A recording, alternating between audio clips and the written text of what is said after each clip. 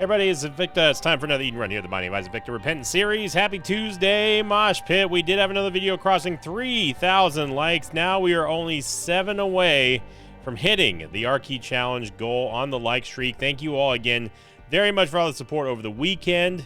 Hope you're having a great start to your Tuesdays. Here's your meme of the day, and another crossover meme, kinda, in a way. I never really even thought about this until I saw this picture on this Invicta subreddit. Title thread coming in from Spidersh was Mosh Pop of the day.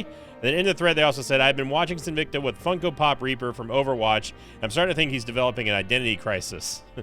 Cry, cry, cry. Tear Blossom ready. For some reason, like, this Invicta mask on the Reaper mask just works. I don't know what it is. I'm not saying it's because they're both skulls or anything like that, but it looks proper, you know? It also, like, gave me a really good indication that a Invicta Funko Pop would actually work pretty dang well, so I'm all for it here. Thank you very much, Spidersh, and everyone who upvoted that one. We got ourselves, well, we got Stigmata, Stigmata, and we also have Unicorn Stump. Seed day is going to be 3-1 Juliet Whiskey, 6 Kilo 7 Romeo. I'm going to use the Unicorn Stump and go in right away. This is kind of good in a way for us because obviously we get a full charge. We get out of the curse room without taking damage. Good starting stats except for our shot speed. Really, that's about it. And yeah, we're starting out with extra HP here. Thanks to Stigmata. We've got a good space per item. If we can manage to get some kind of orbital or anything like that, I mean, orbital would be preferable. In fact, Sack Dagger would just be game winning. That would be great. I would love it. Shot speed is low. 0.76 is kind of doo-doo. It's not kind of doo-doo. It really is doo-doo. Our damage is slightly, and I mean very slightly, underneath the Isaac base level, which is 3.50. And all those stats, whenever you hear me talking about, comparatively speaking to the base stat, it is all based off of, no pun intended there, the regular version of Isaac. So 1.0 movement speed, 3.50 damage, 2.7 tiers, that kind of stuff is what we're talking about. In a perfect world, we could take BBF. Oh, man. Unicorn Stump plus 4.5 volt with an orbital. Shoot.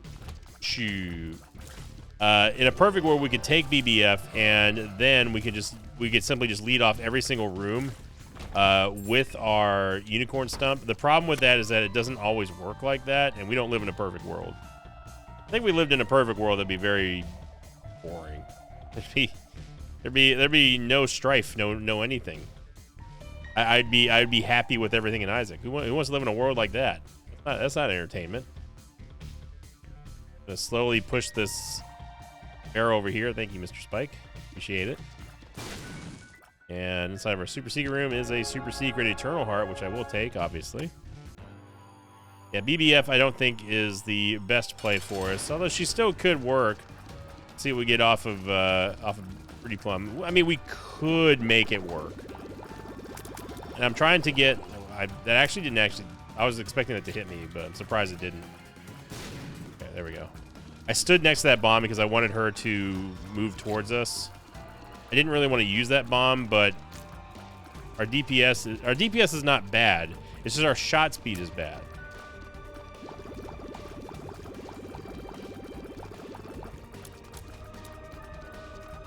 If we take BBF here... then we're going to have to employ a strategy where we're just only going to be able to lead off every single room with a with the Unicorn Stump, which is what we normally would be doing anyway, I guess. So I am going to go back in the curse room here, see if we can get some money. Of course we didn't. Secret room might be here. Maybe it is, and we can't get out of here. Okay, so I willfully and willingly took BBF. I hope you are happy. Let's see if this pays off here, if it's going to be an epic fail.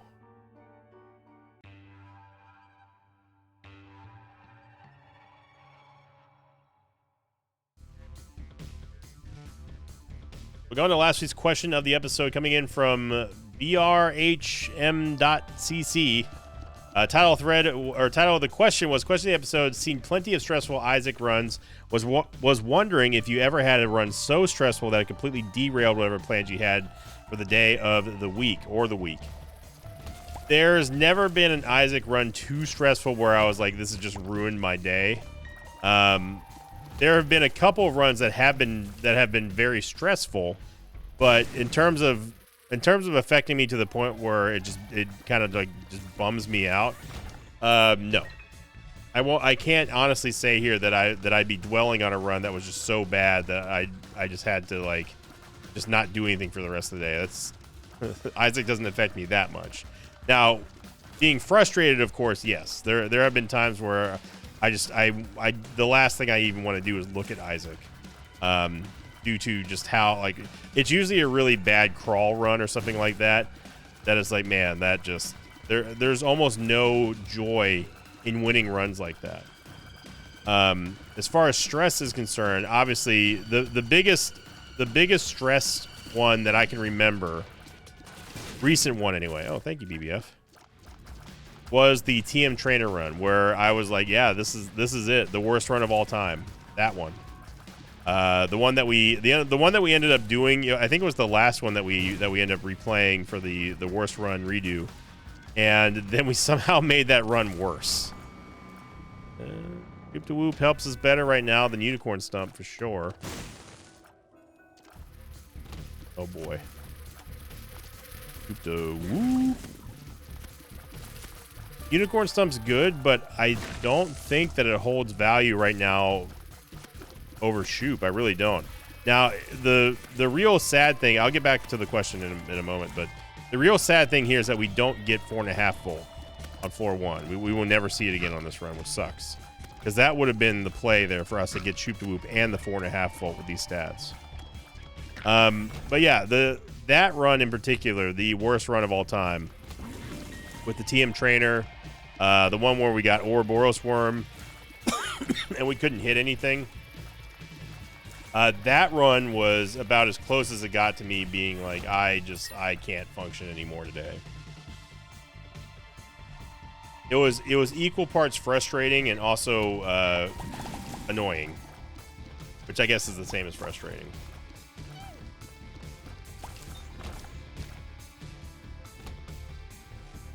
But you know, if you're feeling stressed about Isaac, you gotta push through. I tell people all the time, don't play scared. That's when you make mistakes, when you start fearing the game. Nice here. We get ourselves lead pencil. We're gonna get ourselves hopefully a tinted rock or not. We can go in the shop, I guess. And I mean, if we can get the potato peeler, we can make an orbital. We have two bombs here, so let's see if we can get 15 cents here, because that would be something that puts me over the edge to get Shoop to Whoop instead of, or to get to keep the Unicorn Stump over Shoop. An arcade or something like that, even getting into there would be nice. The boss trap room. But it looks like we're going to have to be wholly dependent on either finding the super secret room or there being somehow some money inside the curse room. And I mean, I guess Pageant Boy, but let's see. There's way too many choices right now for where the super secret room could be. It could be there. It could be over here. I'm going to try here because this is looking like it might be. No.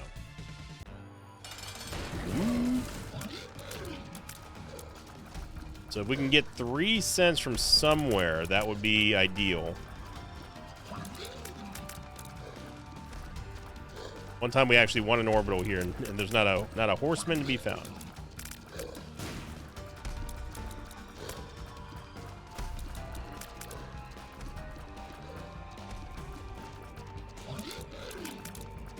There you go. HP upgrade. We have Hookworm, Gaming Conception, and Ghost Baby. Both of these fires have to have pennies in them. Or nickel. Nothing. I'm going to take Cambion Conception just because... Wait. Oh! Unlike yesterday, he didn't forget. Let's go, baby. Never have I been more excited to get an orbital. Except back in, like, you know, Afterbirth Plus. So let's take Potato Peeler. We're also going to get a damage upgrade out of this, which is even nicer. You know what? Give me 2 of them. I think a supercharged Meat Boy orbital would be best. We can go back. We can get the Unicorn Stump now. We are going to lose half of a heart to go into Meow. Which is fine. We kind of needed to do this anyway because I do want to go into the boss trap room, so I don't care about us losing HP here. Then we can go into the boss trap room and not do it because, I mean, Tropicamide, if Tropicamide gave us a shot speed upgrade, I'd be down, but yeah. So we end up getting ourselves the orbital combo that we would want. Level 1 Meat Boy, level 2 Meat Boy is competent enough to help us out with damage, but also, of course, act as an orbital. And I believe that this version of Meat Boy does a slightly larger amount of damage.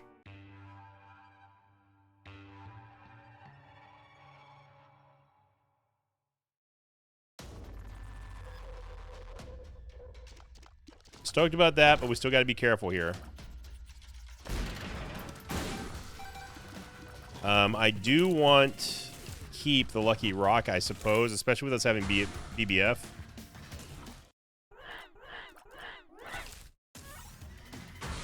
This is right here is the reason why we wanted this combo.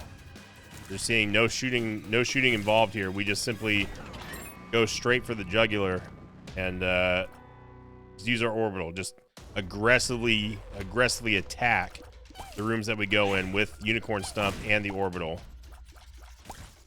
And this works double time because obviously we don't have to worry about getting blown up by our own BBF when we first enter a room. Now, the only time we do have to be careful with BBF is that obviously she spawns from where Isaac is, so got to be very, very cognizant of where we're standing and her sort of internal cooldown.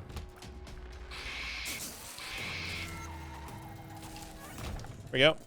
Do not have a bomb yet, but I guess if I really wanted to, I could have timed that to where BBF was going to hit that wall. But say la vie.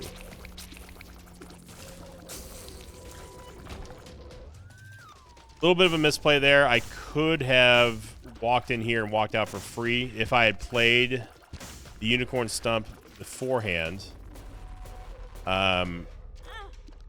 Before that room ended, I would have very easily been able to get into the curse room for free, but we're not going to get punished for it because we end up finding 2 soul hearts here from this tinted rock.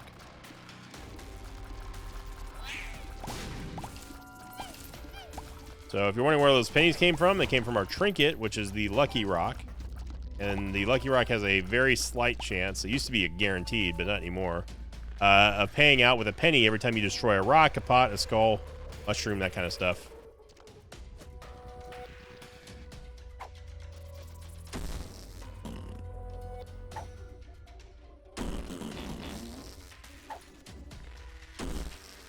Oh. We could be cooking something here. Relax. Okay. Oh, got trapped against the wall. Now, if we had petrified poop, that would have been. Obviously, I wanted, like, you know, Tears Raid or health up or something, but I don't think I've ever seen a room that had 5 relax pills or 5 pills in general. Very odd. Unfortunately, we cannot fire with wow, okay. We cannot fire while we are invincible with Unicorn Stump. Golden Key is going to be golden good for us. Good charge, baby, and the Hermit card. There's not really much to use it for here.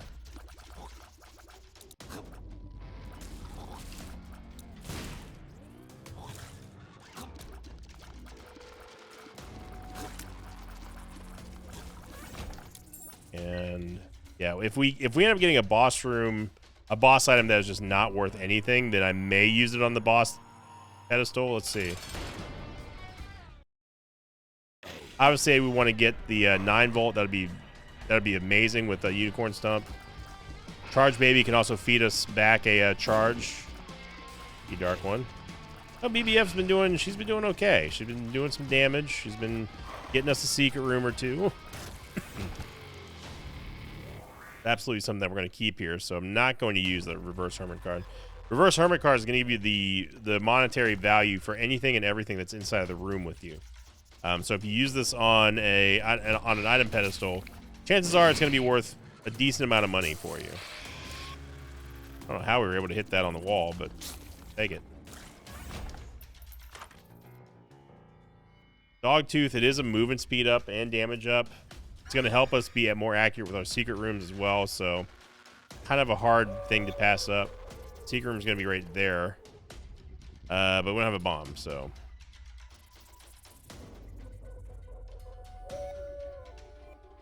The super secret room's over there, but again, we don't have a bomb. And, yeah.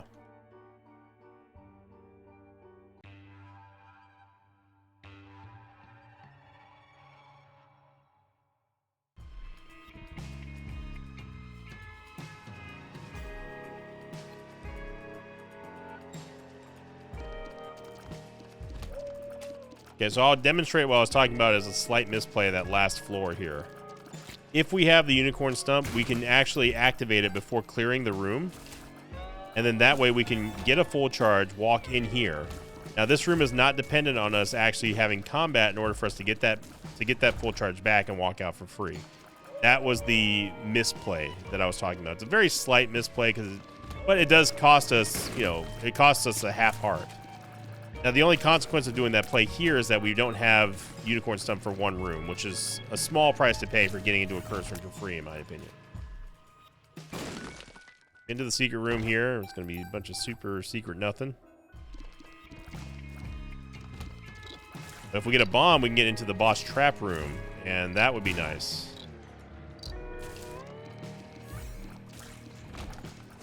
We do not have.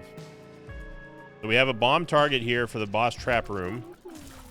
We'll take out the champion while we can. BBF took care of the other one. Yeah, so this combo is working out for us very, very nicely. I'm not going to give you an opportunity to take my charge away. Of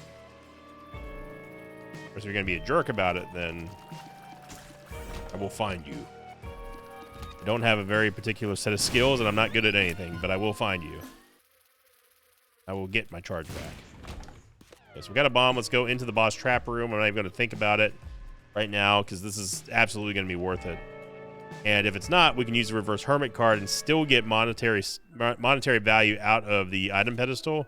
And I don't believe that it's going to trigger the room. I don't think. Yeah, there we go. It worked out the exact way I thought it would. Good. So we got a range upgrade, which means absolutely nothing to us for now. Even though technically speaking, our range does kind of suck. And we turned it into a possible premium item in the store. That's called good planning and good value right there. Check out the arcade here. I definitely wouldn't mind getting a blood bag.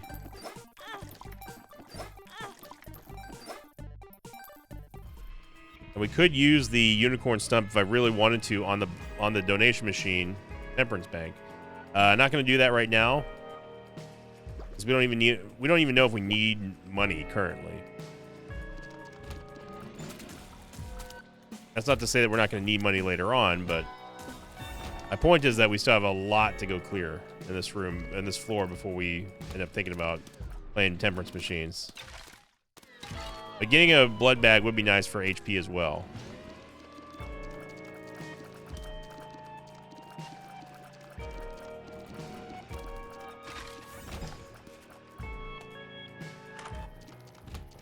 Get the D-Wizzle. Now the D1 is going to copy something on the ground at random. We can use it to at least duplicate a chest. I think that would be nice. A chest that we can actually, like, take. So I am going to go into the secret room here. And we got a golden chest. Look at that. Is it worth it? You betcha. Wow. Damage upgrade and a movement speed upgrade there. The damage upgrade came from the duplicated chest, which is amazing considering the fact that we use the D1, which is a random chest and a random contents inside of it. That was an incredible turn of luck there. D-Wizzle trying to make a name for itself.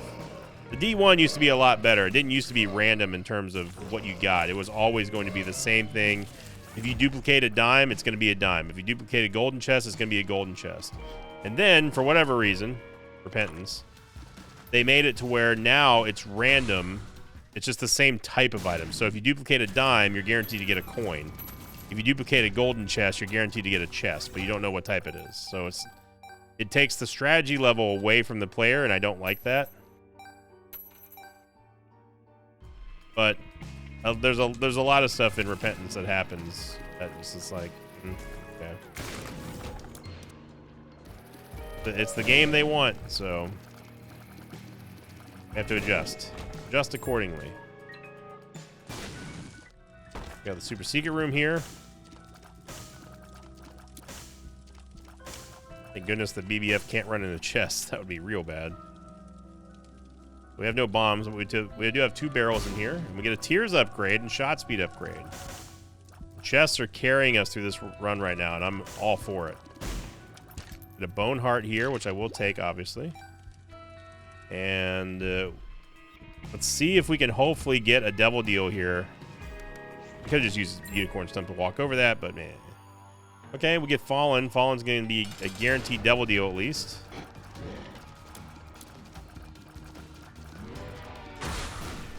Nice hit there by BBF. Look at that. And we get a nothing burger of an item there. Yeah, I'll take money equals power. We are floating a little bit of money.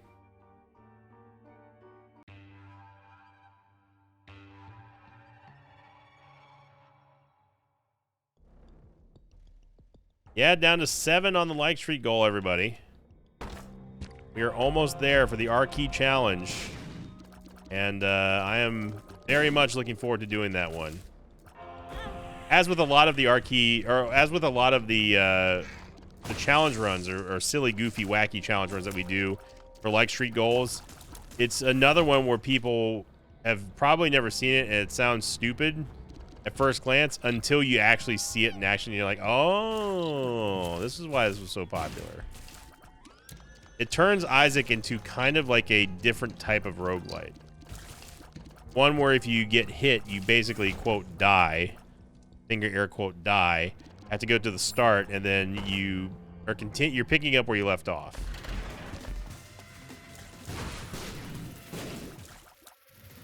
Guess we didn't get a full charge there. A little bit too quick on the trigger there for, okay. I don't know how that Boney lived through all of that, but...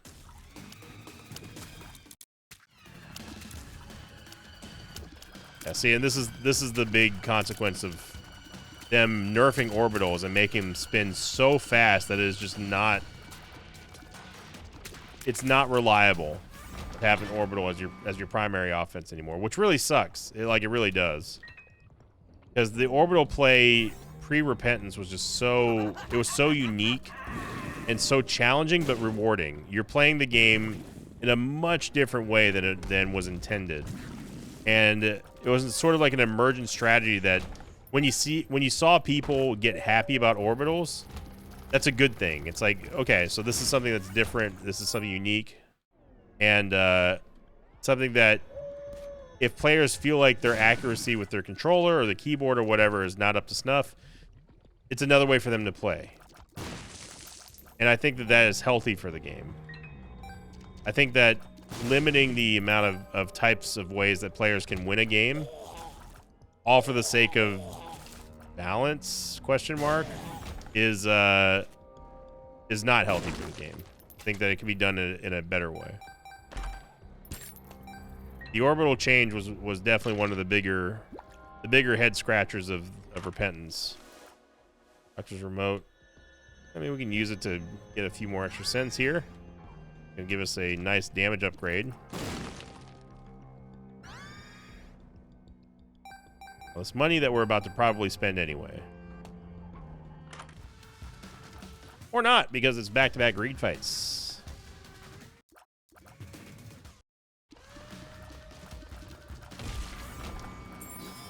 All right, well, 95 cents later, and we have an almost maxed out money equals power. And that is solely based on the fact that we have not had anything to spend our money on, really. A dead end.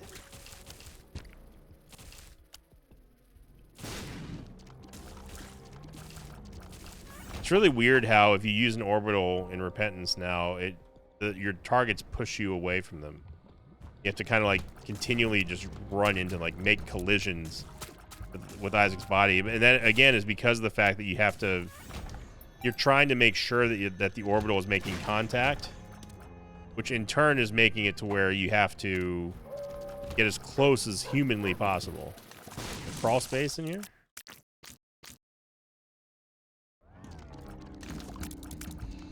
So if you heard the barking, that means that there is a crawl space that spawned, and now we get to a point now where if we don't find the crawl space and leave this room, the crawl space will disappear forever. I'm not convinced that actually hit there, but... There's the crawl space. We're going to go in there first so it doesn't disappear. Yep. We can go touch little Claudie. If we wanted to. Yeah, Locust Conquest is slightly better.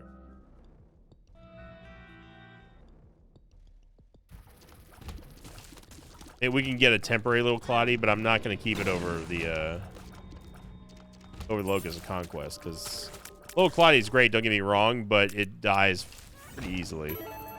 We're super maxed out on Lego's power. And it's going to be Gish, which is going to be a static boss drop, and unfortunately that means that we're not going to get any more stats off of this. Or at least another floor, unless we get lucky and get a double deal here.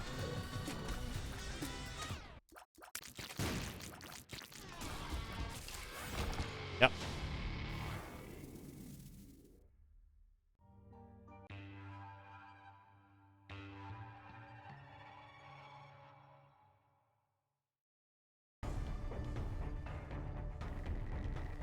Our damage is popping though. 10.17 damage is really, really, really nice. If we could just get some tears rate to max this out, then we'd be in super business. My friend James A. Janice says, business! Nice. So this is going to be a tears down, but piercing shots with Death's Touch is going to be very, very nice.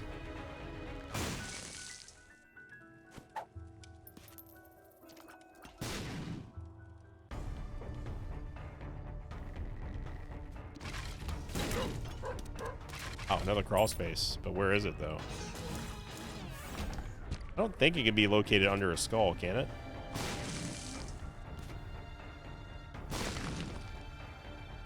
Yes, it can. Now, unfortunately, this means that we probably... Hey, it's Little Brimmy. We probably will not be able to gain access to that crawl space again because it's going to be gone.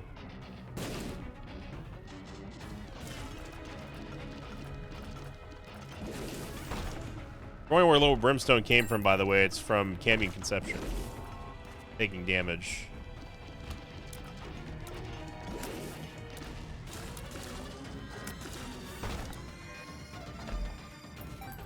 We got a bomb. Let's go back and see if that crawl space is still there.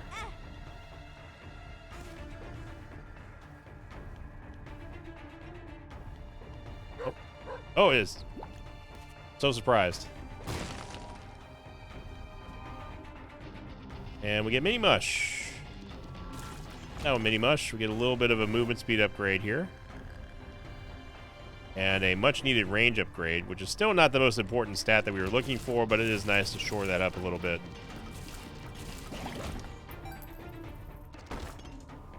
And we finally, after many, many shops, get ourselves a shop.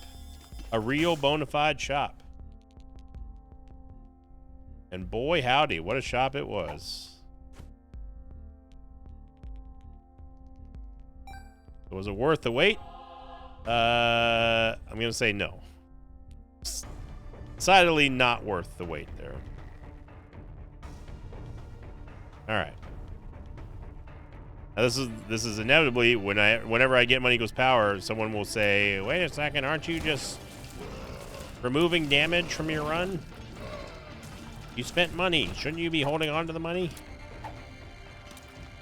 If you want to min-max everything and say like, okay, from the moment you get money equals power to the moment that the run is over, you are not allowed to spend any money at all. You want to play like that? Sure, go for it. For me personally, I do not think that the amount of damage that you lose, even if you lose most of, like, let's say like 80%, 95% of the money that you have money equals power, is it's still a net gain. You still are going to have more damage than you would have without it, right? And you're always going to be finding coins throughout the rest of the run that's going to bring your damage back up. So I don't treat money. There's a Tinted Rock in this room. See if you can find it. I don't treat money like it's gold when we have money equals power, right? I'm still just going to use it normally. I'm not going to hoard it and thinking that, like, you know, we just can't touch this. This is locked in stone. We are just not allowed to touch money equals power. We're not allowed to use anything with the money. It's something that's always going to be a net positive, in my opinion. So I don't fret about this. The Tinted Rock is here, by the way. It's rock, right? Yeah, that one. You can barely see the X, but it's there. It's obstructed, but it's there. We don't have a bomb, so.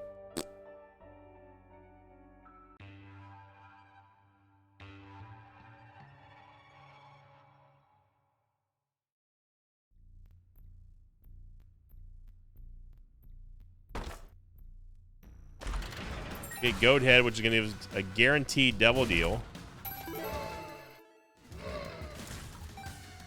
There we go. So the money that we spent on the membership card has already been recouped. What in the world was that? I don't know how we ended up in the middle of the room from starting on the top right, but we got flung over there.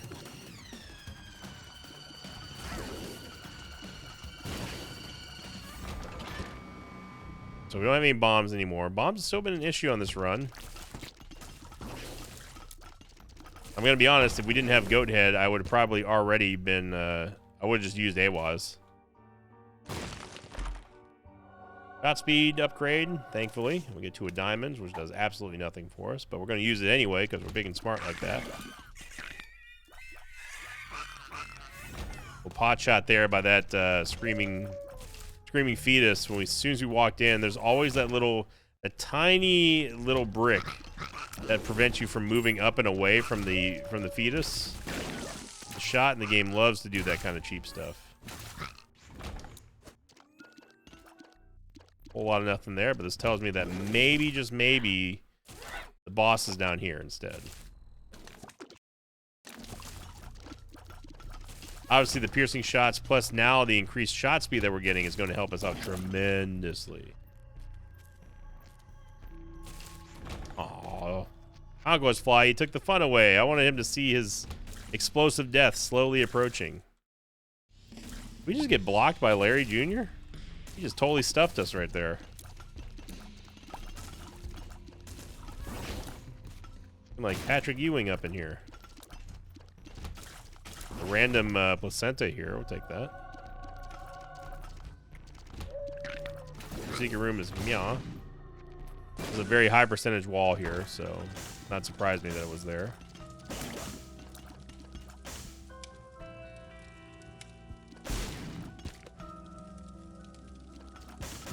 Oh, whatever. I know there's another barrel there, but I can't be asked.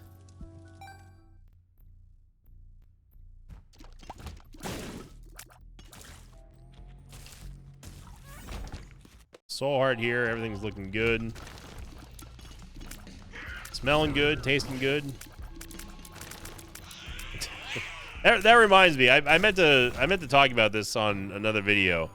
So those of you who are on the TikTok, you know, that platform, the TikTok. I think they call it TikTok. Those of you on the TikTok, you probably have seen commercials at one point or another for this stuff called carnivore snacks. It's spelled with an X. That's how you know it means business. And they advertise themselves to be, I don't know what, to be, I guess, a healthy snack or something like that.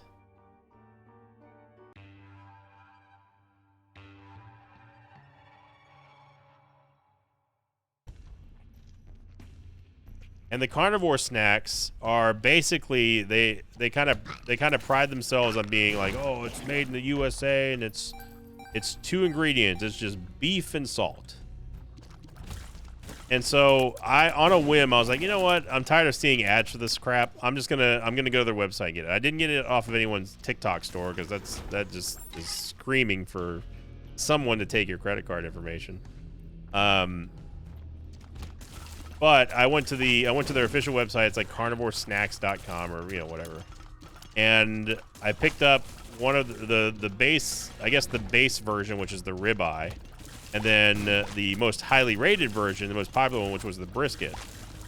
And I did this because I was kind of like on a beef jerky kick, and I keep seeing these advertisements. I guess you could say TikTok got me. And whenever they show these ads, it's always a beautiful person saying like, this is the new healthy snack, only 2 ingredients. It's basically a beef chip, and when they bite into it, it sounds crunchy. It sounds like a very crunchy piece of bacon.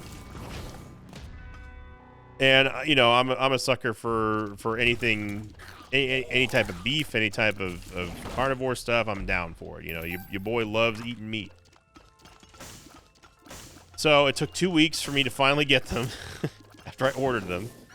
And when they got here, it looks like a regular just doggy bag of beef jerky, whatever.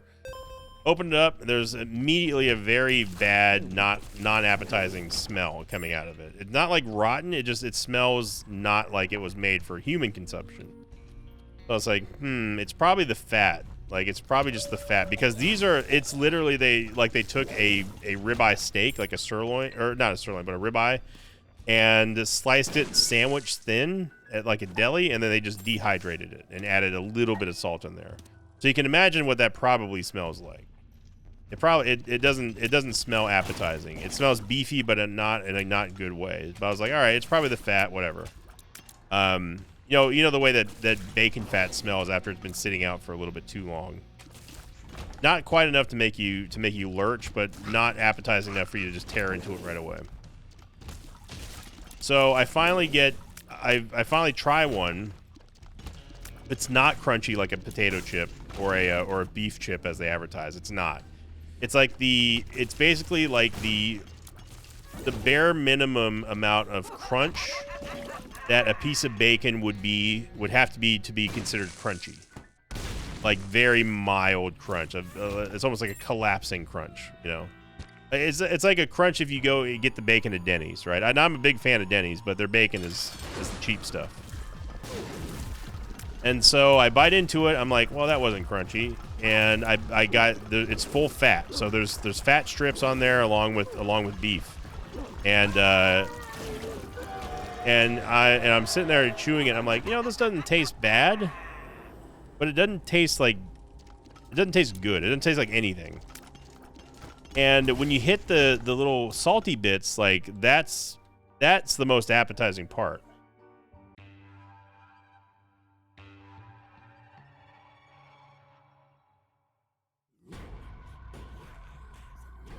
That's like the satisfying, like, oh man, that tasted good, part. But they don't use a lot of salt on their snacks. There's very little bit. There's a lot of fat, and I don't mind eating beef fat to a certain extent, but I don't like eating just strips of fat, right? Especially if they've been dehydrated. So I've eaten like 4 or 5 pieces by now, and I still don't know if I like them or not. That's the weird thing. Anyone who out there who tries the carnivore snacks or whatever, let me know if you have the same reaction. My reaction so far has been, I bite into it, I'm disappointed that it's not crunchy. My taste buds are like, is this good? And then it tastes like nothing. Then it kind of tastes like something. You're like, I think this is good. And then the taste disappears. And then you're left not knowing. You're like, did I enjoy that, or was it good? But then I also can't stop myself from eating it, and then I'm left pondering, like, is it because I think this is good, or is it because I just like beef? So, results unclear. Now, what I will say is that I've tried the brisket, and the brisket sucks. It's even less flavorful. It tastes like you could close your eyes and have someone sit there and tell you, okay, this is what you're eating, and it's dehydrated. And you would be able to easily convince me that, yep, that's what that is. That is dehydrated carrots that I'm eating right there. I could, yeah, I taste the carrot. I mean, it really does taste like nothing. It's like you're biting into like shoe leather. It's not good. But I guess what I'm trying to say is that don't buy stuff off of TikTok. They got me. They got my, like, I think I paid like $33 or something for 14, or no, not even 14. It's like 10 ounces of dehydrated beef. I bet you they could probably get 2 or 3 bags out of one regular sized ribeye steak that they just sandwich sliced and then dehydrated. That's all they did. They barely even added any salt, which I'm still mad about.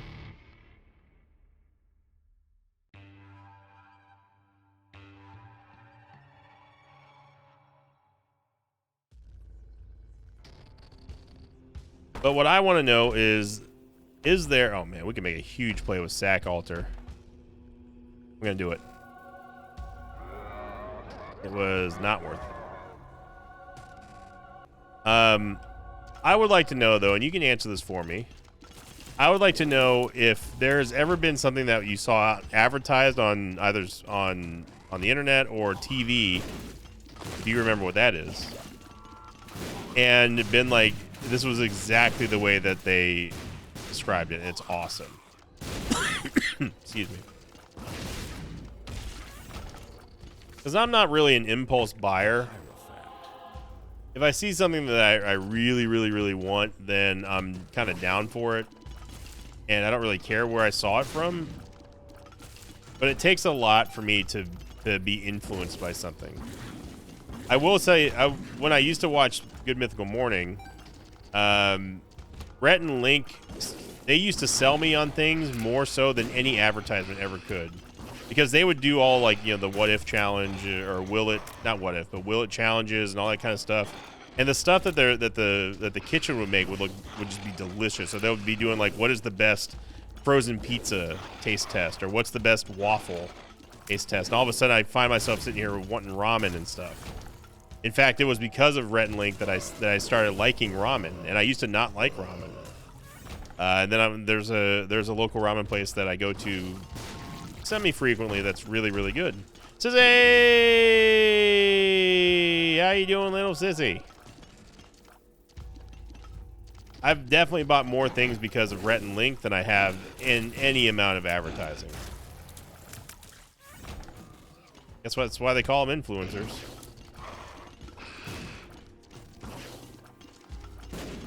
But overall, I would not recommend carnivore snacks because I still don't know if I like them, and they're expensive. I just wanted to try them on a whim because I was tired of seeing the ads. I'm like, I wonder if those are good or not. Answer is undecided, undetermined. I don't know. I don't know if I like them or if I don't like them. I don't like them enough to give them a recommendation, but I don't not like them enough to not eat them. It's very weird. I'm hoping that there's someone in the mosh pit who has had them before and been like, yeah, that's pretty much spot on. Unless I got a weak batch. Like, if everything was, like, super salty, I would just love it. I guess they're being conscious about the sodium intake or whatever, but, I mean, listen. If you're eating beef jerky thinking that it's a healthy snack, I got news for you. Beef jerky is not good for you. It is not a health food. There are many cleaner, easier ways to get your protein than in dehydrated beef that's mixed with mostly, like, liquid smoke and brown sugar, all this stuff. And if you don't believe me, just look at the nutrition facts on beef jerky. It's not good. You know, it's a good source of protein that comes with a lot of baggage. I think is the best way to describe beef jerky. But don't get me wrong, I love beef jerky. I'm not eating it for the health benefits. I'm eating it because it just tastes friggin' good. All right. That's how I am with a lot of diety stuff. Like, yeah, I know it's bad for me, but I'm not eating it because I think it's healthy. I'm eating it because it just tastes good. Esau Jr. and okay, so we're gonna get rid of Mini Mush here, which is fine. No, we're gonna get rid of BBF. That doesn't make any sense. It's supposed to be our first item that or the last item we got. Oh, yeah. Never mind. That makes sense. Sorry, it's my fault, game. I was wrong. Goodbye, BBF. Hello, Orphan Socks, and I guess Cracked Orb. What does this turn us into? Oh. Monstro's Lung, Lacryphagy.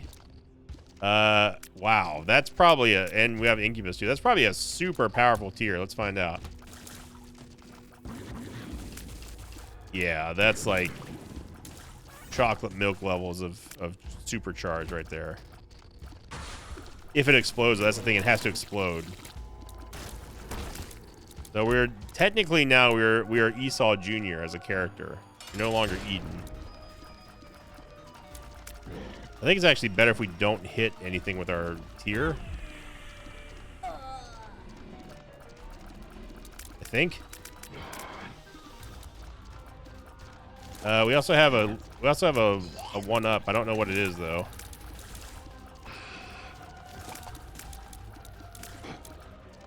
Lazarus is rags. What is giving us our 1-up? Lamb got absolutely smoked here. No, I'm not feeling it here. What is our 1-up though? I want to figure this one out. We have it's Inner Child. There it is right there next to Toxic Shock. Cool. Well, we end the run as Esau Jr., but I think we got as much as we could out of that run. I think that with definitely the turning point in that run was us getting the potato peeler, because I was ready to shed the unicorn stump or Shoop to Whoop.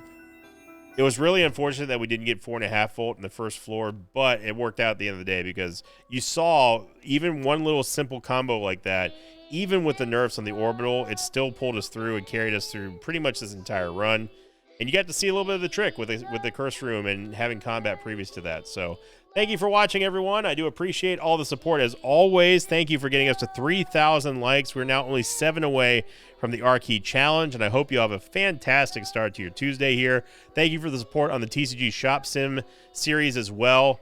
That one is still going on here on the main channel, and I just can't thank you enough. It's a lot of fun running Isaac in tandem with another series, and it's really fulfilling and satisfying. So thank you again, everyone, for being a part of the Mosh Pit. Welcome all new subscribers, and thank you for liking, commenting, subscribing, and as always, I will see you all next time. Until then, so long, everybody.